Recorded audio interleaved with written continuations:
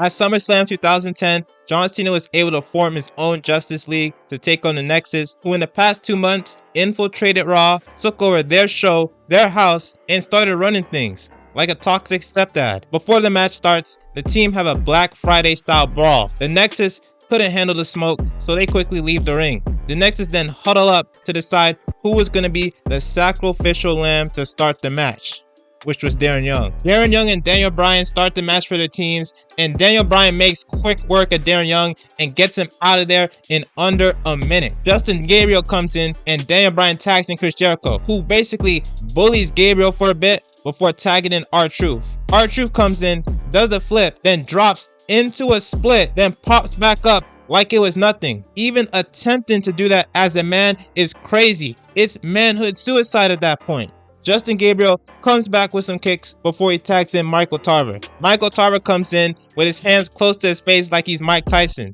And the way Tarver wrestles, it looks like he only went to 1 day of wrestling school. They taught him how to take a bump and how to run the ropes, and that's it. He thought he was going to be the next Shawn Michaels.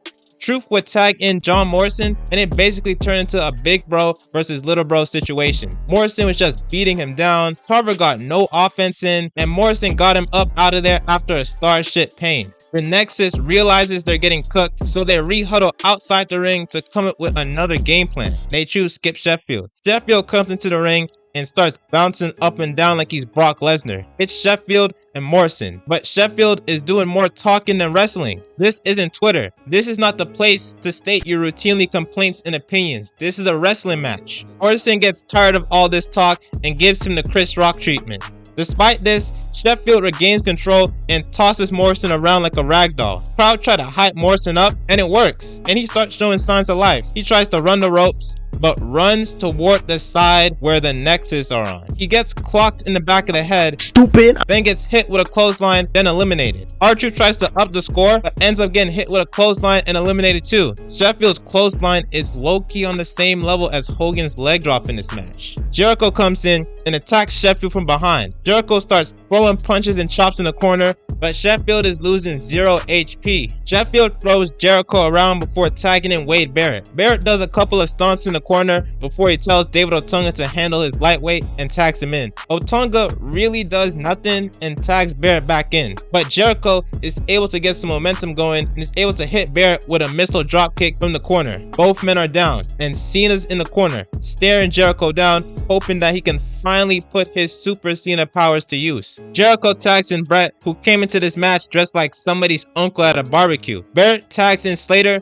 and this was prime Heath Slater too. Peak 75 overall Heath Slater. But Brett goes to work on Slater. He has Slater in the sharpshooter, but Barrett quickly slides the chair into the ring. Slater tags in Sheffield, Brett drops him and picks up the chair and nails Sheffield in the back with it. And John's face in the back says all you need to know about that chair shot. The ref tells Brett he's done and needs to get out of there. Brett's arguing like he just forgot the rules of pro wrestling, like he's never wrestled a day in his life. Brett goes to the back and Jericho comes in and hits Sheffield with a code breaker. He tags in Edge, who is now channeling his inner Perk Angle in the corner. He hits Sheffield with a spear and gets him out of there. Gabriel comes in. Edge beats him up, but Gabriel's able to hit the smoothest spinning heel kick in wrestling history to buy himself some time. Barrett gets in, wears Edge down, then tags in Otunga, who desperately wanted Edge. But Otunga couldn't handle the heat and got cooked. Edge tags in Jericho, and he packs Otunga up with the walls of Jericho. Slater comes in,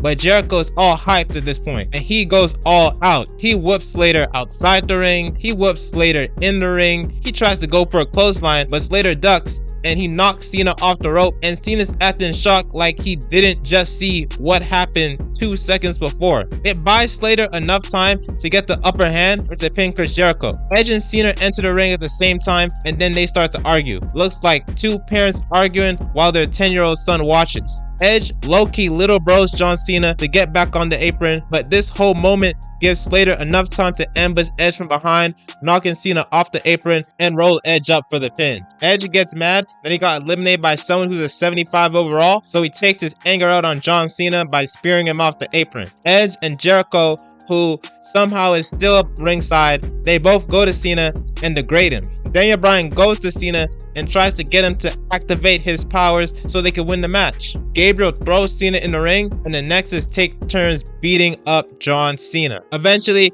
Cena manages to basically do a hot tag, which ends up with Bryan doing a suicide dive outside the ring, where you can see Cena slumped over by the steel steps. Bryan gets Slater in the ring, knocks off Barrett and Gabriel, and makes Slater tap out to the label lock. Daniel Bryan is quickly stopped by The Miz, who's been preying on his downfall since day one. Barrett seizes the opportunity and pins Bryan. Cena is still on the outside of the ring. Barrett goes to Cena and throws him back in the ring. Now, Cena's all alone. He's on his own, and the Nexus are in control. But eventually, Cena's able to get some momentum and attempt the 5 moves of doom on Justin Gabriel. But before Cena can hit the attitude adjustment, Barrett tags in and knocks him over. Barrett and Gabriel then take turns stomping on Cena in the corner. Barrett knocks Cena to the outside. Barrett and Gabriel low-key try to execute Cena. They start ripping the mat off the arena floor, exposing the concrete. Barrett, with no hesitation, no remorse, commits attempted murder in front of thousands, millions watching at home on live television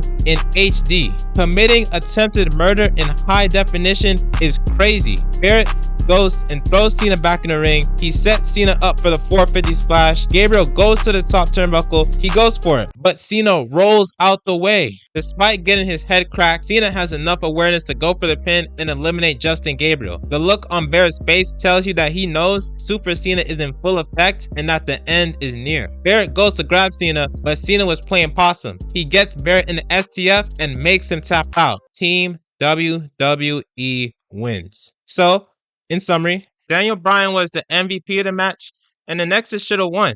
They were built up as this powerful, destructive force for 2 months, only for them to lose when it mattered the most. It didn't make sense. This match was what killed the Nexus momentum, or at least was the beginning of the end of it. But, you know, it is what it is. It is what it is.